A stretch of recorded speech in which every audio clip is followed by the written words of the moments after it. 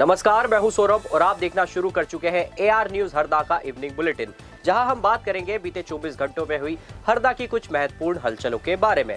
तो चलिए शुरू करते हैं। शुरुआत करेंगे एक गुड न्यूज से। हरदा में शुरू हुआ मिशन कोड शक्ति। जी हां, अब सरकारी स्कूलों में बच्चे सीखेंगे कोडिंग की ताकत। तकनीक और शिक्षा के संगम से हरदा बना नवाचार की नई मिसाल। जी हां, दरअसल हरदा जिला प्रशासन ने मिशन कोड शक्ति के जरिए सरकारी स्कूलों के बच्चों को भविष्य की भाषा कोडिंग सिखाने की अनोखी पहल की है।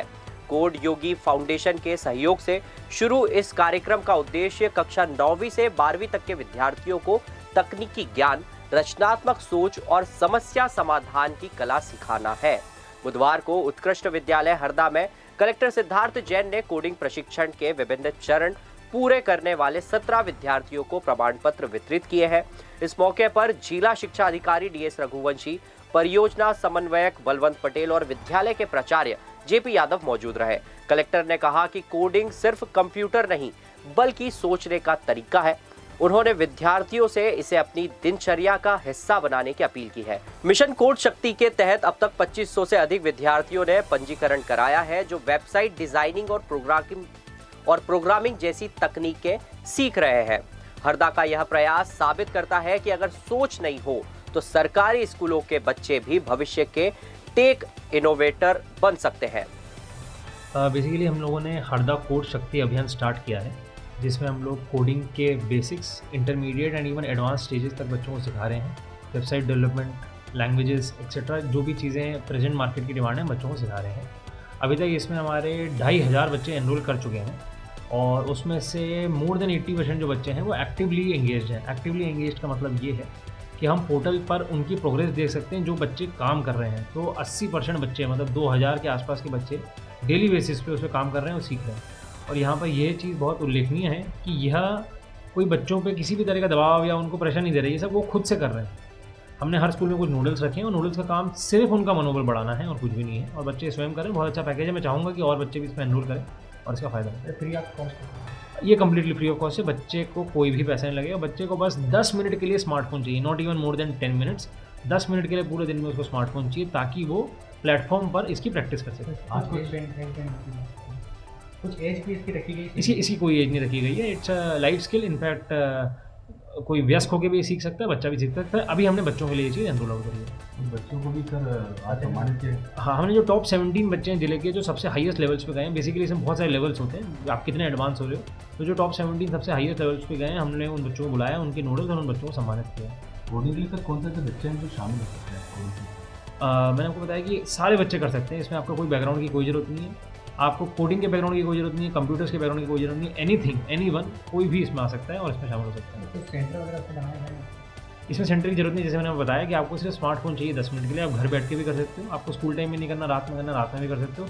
बहुत ही फ्लेक्सिबल प्रोग्राम उन्होंने लॉन्च किया। इसी के साथ बात करेंगे आंदोलन से जुड़ी एक खबर के बारे में, जहां हरदा में करणी सेना परिवार को आंदोलन के लिए मैदान नहीं, शासन ने नेहरू स्टेडियम देने से किया इनकार। जी हां, दरअसल हरदा में एक बार फिर प्रशासनिक फैसले ने सवाल खड़े कर दिए हैं, क्योंकि हरदा नगर पालिका ने करणी सेना परिवार को नेहरू स्टेडियम मैदान में 21 दिसंबर को होने वाले जन क्रांति न्याय आंदोलन की अनुमति देने से साफ इनकार कर दिया है। जारी पत्र में प्रशासन ने साफ लिखा है कि मध्य प्रदेश शासन के निर्देशों के अनुसार खेल मैदान का उपयोग केवल खेल गतिविधियों के लिए ही किया जा सकता है। राजनीतिक, सामाजिक या सांस्कृतिक कार्यक्रमों की अनुमति किसी भी स्थिति में नहीं दी जाएगी। लेकिन इस पर करणी सेना परिवार के जिलाध्यक्ष सुनील सिंह राजपूत ने सवाल उठाए हैं। उन्होंने कहा है कि क्या यही नियम पहले भी लागू थे, क्योंकि नेहरू स्टेडियम ग्राउंड में इससे पहले भी कई राजनीतिक कार्यक्रम और सरकारी कार्यक्रम हो चुके हैं। तो फिर इस बार इनकार क्यों? क्या यह एक प्रशासनिक औपचारिकता है या फिर किसी खास आवाज को दबाने की कोशिश? आयोजकों का कहना है कि उनका आंदोलन पूरी तरह से शांतिपूर्ण और सामाजिक न्याय से जुड़ा था, जिसमें 5000 से अधिक नागरिकों की भागीदारी की उम्मीद थी। सुनील सिंह ने साफ किया कि अगर अनुमति नहीं भी मिली और उन्हें रोड पर भी बैठना पड़ा तो करणी सेना आंदोलन करेगी। हालांकि प्रशासनिक सूत्रों के मुताबिक रविवार के दिन मैदान में नियमित खेल गतिविधियां रहती है, इसलिए भी अनुमति संभव नहीं बताई गई। फिलहाल करणी सेना परिवार ने इस निर्णय को शासन की दमनकारी नीति बताया है। देखिए, आपको तो पूरा घटनाक्रम पता ही था जो हुआ था 12 और 13 जुलाई को। उसी को लेकर हम एक शांतिपूर्वक संवैधानिक तरीके से एक आंदोलन कर रहे थे, सर्व समाज को साथ लेके। उस दिन भी सर्व समाज हमारे साथ था और अभी आंदोलन में साथ रहेगा। उसके लिए हमने नेहरू स्टेडियम के लिए परमिशन लगाई थी ताकि व्यवस्थाएं बाधित ना हो, यातायात बाधित नहीं हो और आम जनता परेशान नहीं हो। उसके लिए हमने परमिशन मांगी थी। लिखित में हमने दिया थी सूचना हमारे उपाध्यक्ष के माध्यम से नगर पालिका कलेक्टर महोदय और एसडीएम साहब को। तो हमको लिखित में मना कर दिया गया है कि केवल वल्लभ भवन से खेल के लिए ग्राउंड दिया जाता है। और विगत वर्षों में आपने देखा है, अभी भी कुछ दिन पहले भी अपने जो आयोजन पार्टी से जुड़े काफ़ी होते आए हैं वहाँ पे, और पहले भी होते आए, 12-12 दिन भी बंद रहा, किसी दिन 3-3 दिन भी बंद रहा है।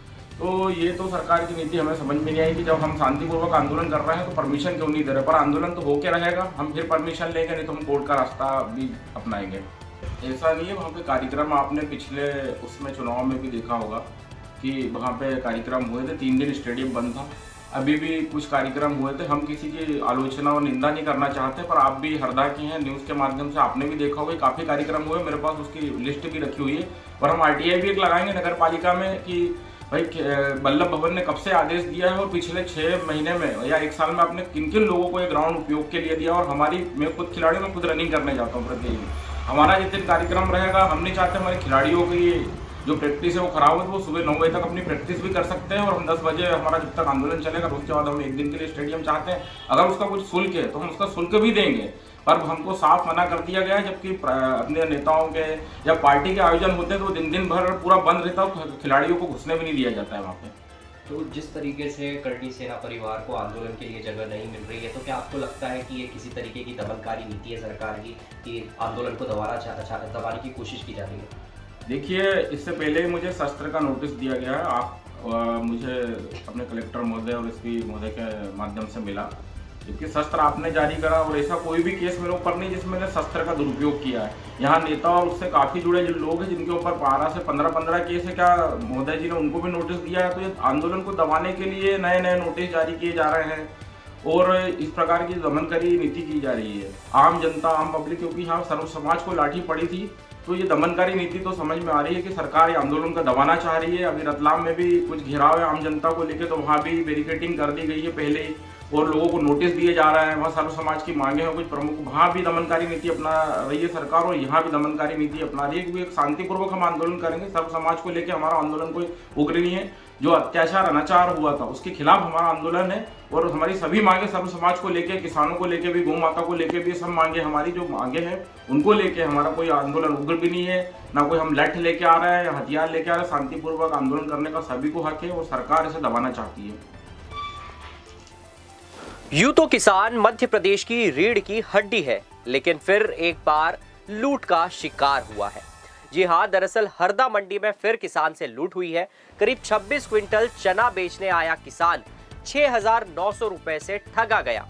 आखिर कैसे?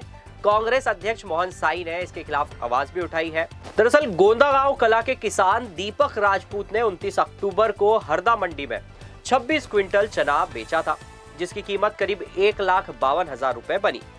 व्यापारी ने किसान के 1,35,000 रुपए दिए, लेकिन घर पहुंचने पर परिवार को जब उसने बताया और रकम 6,900 रुपए कम रही, तब किसान ने इसकी शिकायत जिला कांग्रेस अध्यक्ष मोहन साई से की। जब भुगतान पत्रक मंगवाया गया तो रकम में गड़बड़ी की पुष्टि हुई।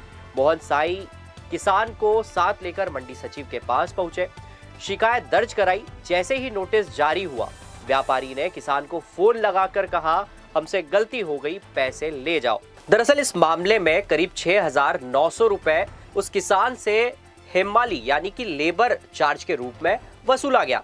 आमतौर पर इस लेबर चार्ज की प्रति क्विंटल जो कीमत है वो करीब 24 से 25 रुपए प्रति क्विंटल की कीमत है, जो कि 24 या 26 क्विंटल के अनुसार, जो कि 26 क्विंटल की करीब 650 रुपए के आसपास आती है। लेकिन वहीं उसकी जगह इसका 10 गुना करीब 6,900 रुपए उससे वसूला गया। हालांकि मोहन साई ने इस बारे में कहा है कि जब एक जागरूक किसान के साथ ऐसी लूट हो रही है तो गरीब और अनपढ़ किसानों का क्या हाल होगा। उन्होंने जिला प्रशासन से तत्काल सख्त कार्रवाई की मांग की है। कल गोंदागांव कला के किसान दीपक राजपूत के साथ में मंडी में 26 कुंटल चने बेचने के लिए आया था। उससे 6,900 रुपये हम्माली के पैसे काट के उसको भुगतान किया गया। जब वो घर गया, परिवार वालों को भुगतान पत्रक और भुगतान उनको दिया तो उन्होंने बोला कि भाई पैसे इसमें हम्माली के बहुत काटे हैं, ऐसे कैसा हो गया। तो उसने भुगतान पत्रक की फ़ोटो मेरे को व्हाट्सएप की, मैंने कलेक्टर को शिकायत की, मंडी सचिव को शिकायत की। उसके बाद मैं आज किसान के साथ में जाके मंडी सचिव को शिकायत की है। उसके बाद व्यापारी का फ़ोन किसान के पास आ रहा है कि भाई हमसे गलती हुई, आप भुगतान ले जाओ। इस तरह की किसानों से लूट हो रही है।